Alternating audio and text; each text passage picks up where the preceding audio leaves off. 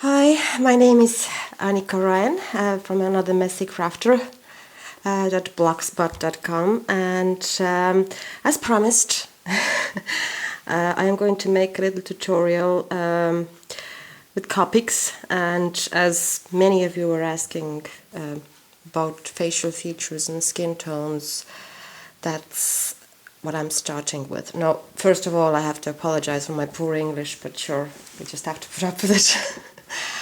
What I mainly do first is that I start out with the E00 and I try to mark the areas which would be in the shadow, so it would be easier for me afterwards to go in with deeper shading. So on that image here, it's also good to have an image which would have some facial features already in place. So I'm going in here. I've decided that the light comes from that side. So I'm going in here and going to give a nice shadowy area in the corner here of the eye, because it's going to be underneath the ear plus the eyes, so it's going to be quite deep in shadow. Then under the eye a little bit as well. Then here underneath the hair it's going to be quite dark. Just do it in light, fast flicks. Don't press your Copic onto the paper. Very, very light hand. There's no reason, or no, anyway, it doesn't work for me doing the circular movements, which seem to be usually endorsed by Copics themselves. I don't find them necessary. I usually think that they are hindering me more so than they just soak the paper too much and it ends up bleeding all over the place. Now we're going to do here a little bit of a shadow in the corner of the eye and the bridge of the nose here. So that is going to be in the shadow as well, that area. It looks horrible at the moment, don't worry about it. It's all going to be blended out later on. And take it to the top of the eyelid slightly, and here as well, because that area is going to be a tiny shadow here underneath her hairline, just from the hair itself. Same here. Now, and here the hair is kind of blocking the light as well, so we want to put a bit of a color there. That tiny teardrop there underneath her eye, just color boldly over it, since you can put whatever color you like afterwards on top of it. It will not be a problem. Now, if you actually look at human face, that area under the cheek dips slightly as well. We leave the nose white and a tiny bit here as well, but there's actually a little dip here. Alright? Not a deep one. It looks deep now because everything is flat and two-dimensional. They haven't put much shadow in.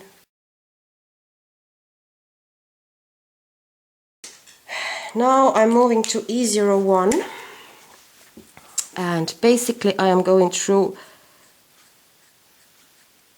all the area I covered with E01. I am going to go over it now with E01.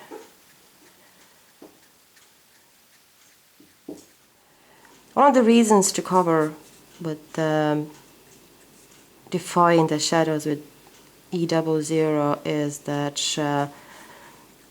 first it gives you good indication how you're going on afterwards, and secondly it does give the paper first little soaking, and that is really helpful in blending.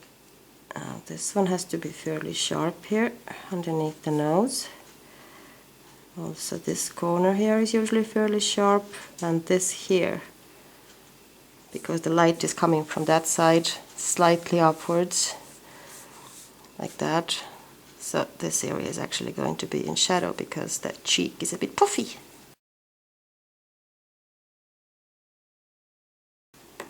Now I'll go in with next color, and that is E11.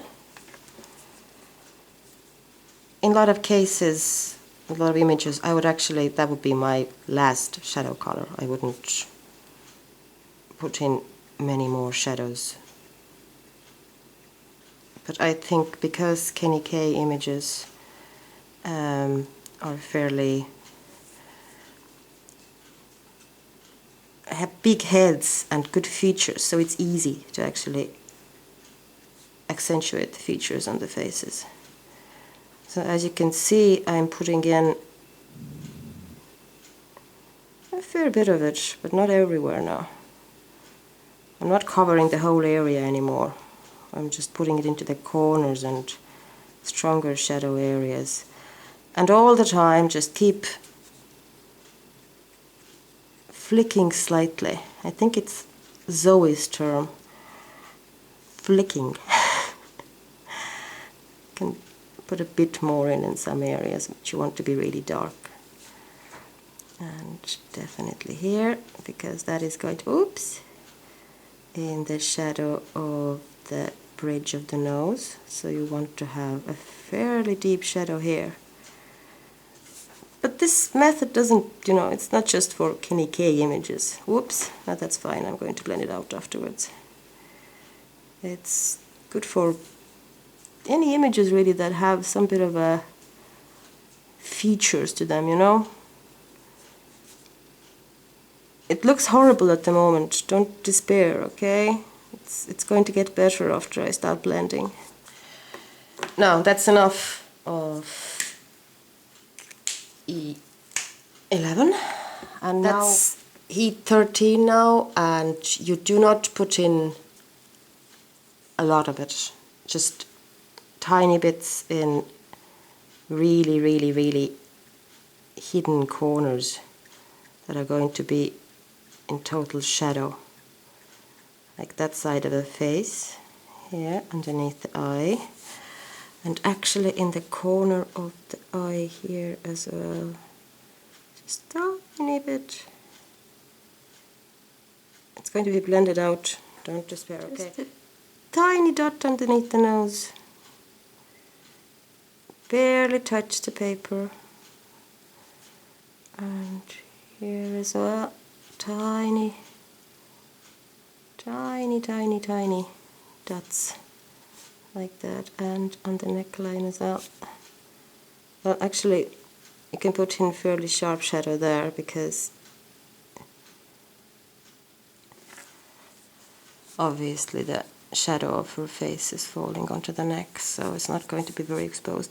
And now under the hairline, you just go in all the way here and put in that shadow. Usually I would be turning my image all over the place, and I'm feeling a bit awkward at the moment because I want you to see, and therefore I'm keeping it in one position, which of course means that I'm not able to manipulate it very well. Now the shadows are laid down, and now I start blending. First you come back with E11, and you do not start blending like madwoman, honest to God. Just flick very, very slightly at the very, very edge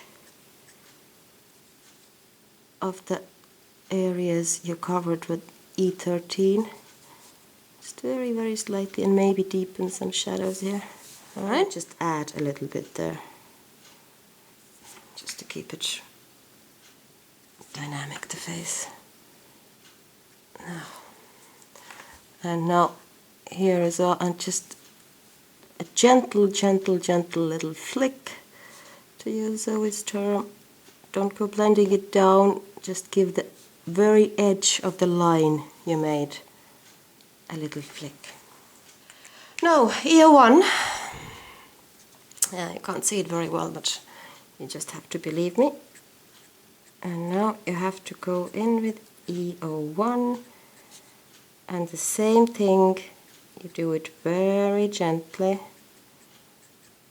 Don't try not to soak your paper too much.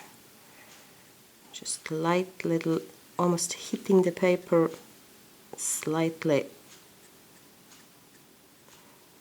with the tip of your Copic.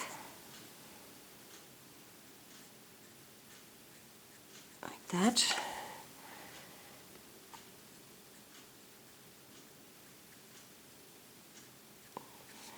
See, it's starting to look a little bit better now, but still quite scary. Tiny bit on the neck as well. You can go over here if you see that something is too... Now that paper I'm using, it's from Make It Crafty. Zoe is selling it. Her shop is in Australia. And honest to God, I'm not getting paid to tell you that, but it's the best Copic paper ever. Well, at least in my opinion. It's really good. It blends, it doesn't really bleed very much. So, in my opinion, the best ever. Okay, and now E00. And we're going in. I don't think we are going to get to E quadruple, whatever, 0 today. And now we're just blending slightly out or in those harsh edges here. And what I often do when I want to just, is I go from inside the white area into the already colored one. This way the lighter ink pushes the dark ink away, and that kind of helps. I find, like here, you know. And you can see that I'm not really doing any circular movements. I'm just flicking in and out, kind of a feathery light movements. And if I was just doing it on my own, I would be a lot more confident about it. My hand would be a lot firmer, and I probably would be faster as well. But there you go. Now the last color, which would be our beloved E000.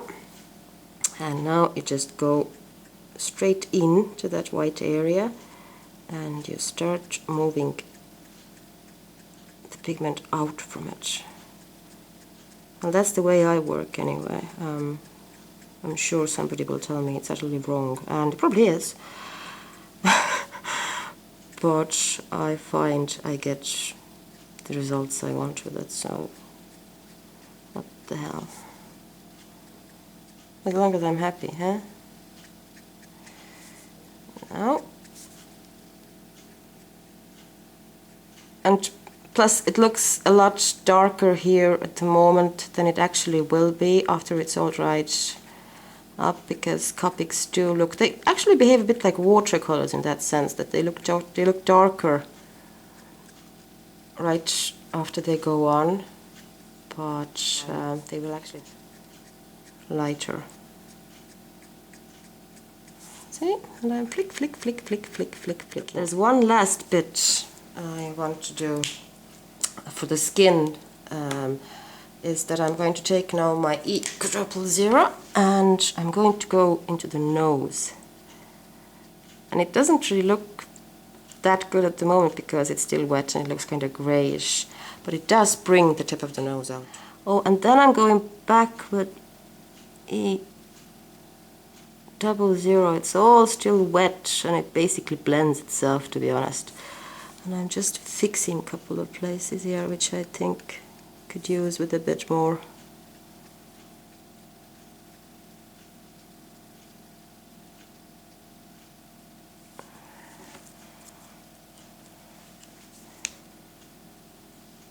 Now, underneath the nose, tiny bit as well. Yeah, that's better. Now, that's basically the skin done. Well, maybe I would blend it a bit more if I was happily on my own, but I'll consider it done now.